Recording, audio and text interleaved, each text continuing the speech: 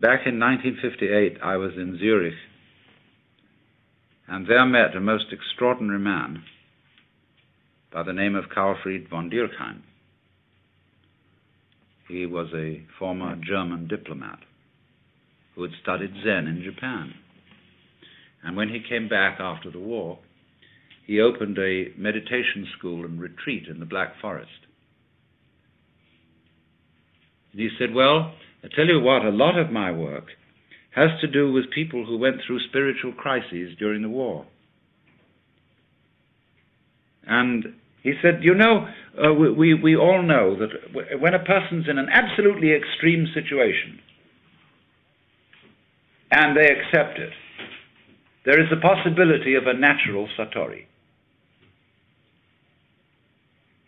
And that's what I mean when I was explaining that when one gets to an extreme, that is to say, to the point where you realize that there is nothing you can do about life, nothing you can not do about life, then you're the mosquito biting the iron bull.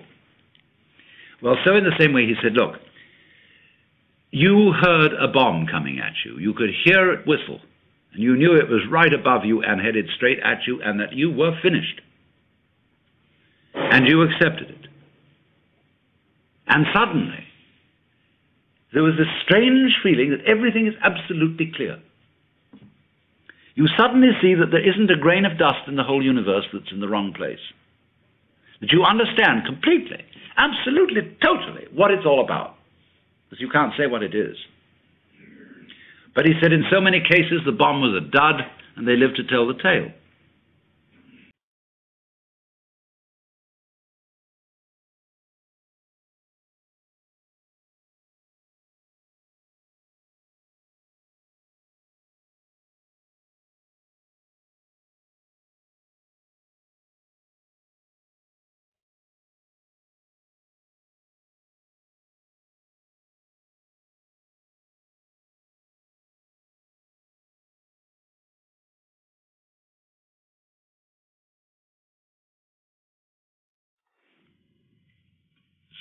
Extraordinary feeling.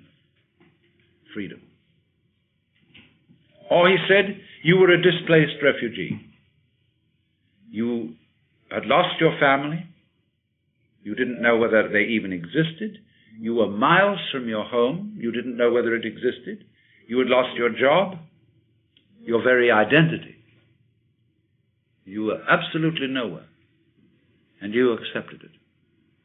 And suddenly, you were as light as a feather and free as the air. Now he said, so many people have had those experiences and they talk about them to their families and friends and they say, oh, well, you were under terrific pressure and you probably had some hallucination, you know? Well, he said, I am showing those people that so far from having a hallucination, those were the few occasions in which they woke up. So, you see, this is always the opportunity presented by death. That if one can go into death with eyes open and have somebody help you, if necessary, to give up before you die, this extraordinary thing can happen to you. So that from your standpoint, in that position, at that time, you would say, I wouldn't have missed that opportunity for the world. Now I understand why we die. The reason we die is to give us the opportunity to understand what life's all about. By letting go. Because then we come to a situation that the ego can't deal with. When we are no longer hypnotized by that, then our natural consciousness can see clearly what all this universe is for. So, therefore, we have missed this golden opportunity by institutionalizing death out of the way, instead of having a socially understood acceptance of death and rejoicing in death. Now, I could imagine that one person would want to rejoice in death in an entirely different way from another. Like, say, a wedding is a rite of passage. There are certainly some forms of celebrating a wedding which I would find a total bore and quite offensive. Other ways would be very good. I would enjoy it. So everybody, in other words, I'm not saying that you've got to get mixed up with a lot of people coming, laughing around you and giving you presents and cards and everything because you're going to die. But I'm only indicating a general thing, that the doctor, the ministers, the psychiatrists, and above all us, really owe it to our friends to work out an entirely new approach to death. Because what has happened, you see, from earliest childhood, the child learned that great uncle was dying and saw the family put on long faces and say, oh, that's too bad. Even Christians who think they're going to go to heaven, you know, they get absolutely morbid, more so than anybody else, about death, because heaven, as they all know, is a very boring place. And so this frightful thing, oh, he's dead. Now one understands that for the living, to lose someone you love, or even for a dying person to worry about what on earth my wife, my children, my whatever are going to do without me.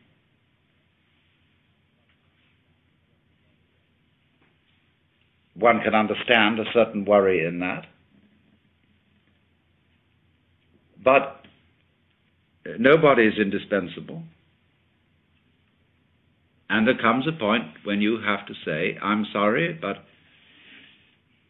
I am completely going to abandon responsibility for anything. Because there is no further way I can do it. This is another way of that surrender.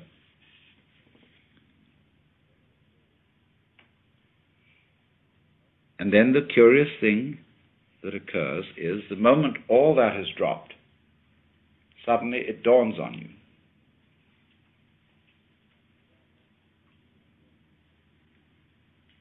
that to be important, existence does not have to go on any longer than a moment. Quantitative continuity is of no value. How long can you hold your breath? Who cares?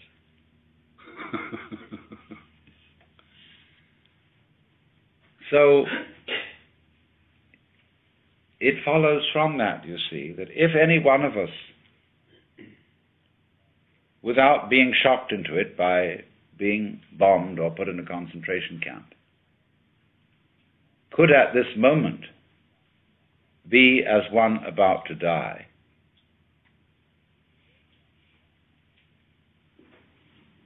genuinely and honestly, we would understand the mystery of life. Because death is in a certain sense, the source of life. Just as we see in nature, when the leaves fall from the trees, they mold and rot, and this supplies humus from which more plants can grow. It's a cycle like that. But in every way, symbolic and otherwise, human beings try to stop that cycle. Unamuno said, human beings are the only species that hoard their dead. And therefore, with the ghastly art of the mortician, we try to make the body unpalatable to the worms, and so to stop life, as if to be eaten in due course were an indignity to the human being, whereas we eat everything else and we give nothing back. So that is a kind of a social symptom of our profound disorientation with respect to death. We think death is unnatural, and furthermore, in our culture, we think birth is a disease and send a mama to the hospital for the most unnatural, weird kind of parturition.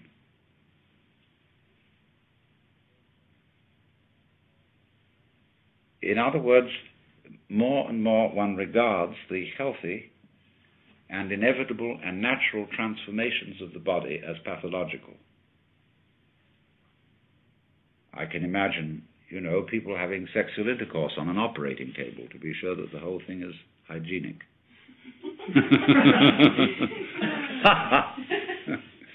You know, everything about us like that is become over interfered with by specialists, and less the province of our own preferences. It's very, very hard indeed to die in your own way without some blasted bunch of relatives come fussing around and insisting that you go to a hospital, that you get fixed with the tortures of being fed through tubes and things to keep you alive indefinitely and waste the family savings. It's even a crime to commit suicide. Now, this is simply nonsense. It's this perfect panic to survive at all costs.